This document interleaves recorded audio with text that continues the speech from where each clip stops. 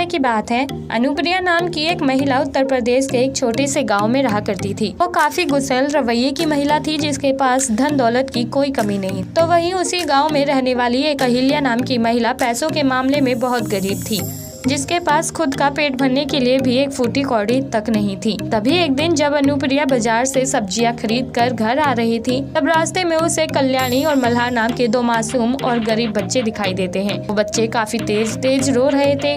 तभी अनुप्रिया उनसे पूछती है कि तुम दोनों यहाँ क्या कर रहे हो, तुम्हारे मम्मी पापा कहाँ हैं? तभी वो बच्चे कहते हैं कि हमें नहीं पता हमारे मम्मी पापा कहाँ हैं, हम तो काफी दिनों से यहीं पर हैं, जो दूसरों से मदद लेकर अपना पेट भर लेते हैं। अनुप्रिया को उन दोनों ही बच्चों पर कोई रहम नहीं आती। फिर भी वो उन दोनों बच्चों को अपने साथ उस इलाके में ले जाती है जहां वो रहती थी, और वहां ले जाकर उन बच्चों के सामने गांव के दूसरे लोगों को बुलाती है। कहती है कि ये दोनों बच्चे अनाथ हैं, जो कि पिछले काफी दिनों से हमारे गाँव में है, लेकिन इनका ख्याल रखने वाला कोई नहीं है।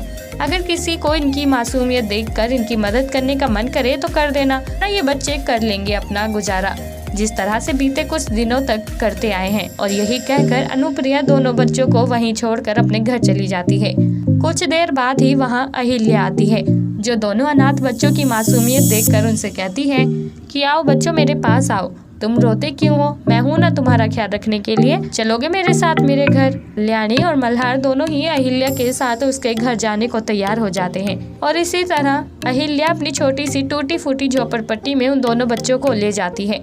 उसके घर में खुद अहिल्या के खाने के लिए अनाज नहीं था, तो वो कल्याणी और मल्हार जैसे दो अनाथ बच्चों की परवरिश कैसे कर सकती थी?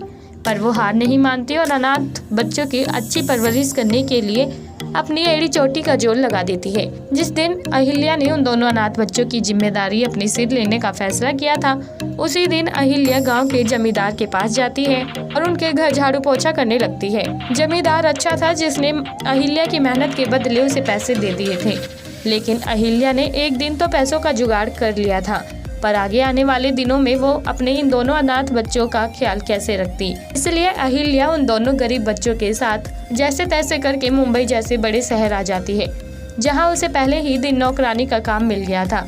और इसी काम को करके अहिल्या इतने पैसे कमाने लगी थी कि अब वो अपने दोनों अनाथ बच्चों की परवरिश अच्छे से कर सके।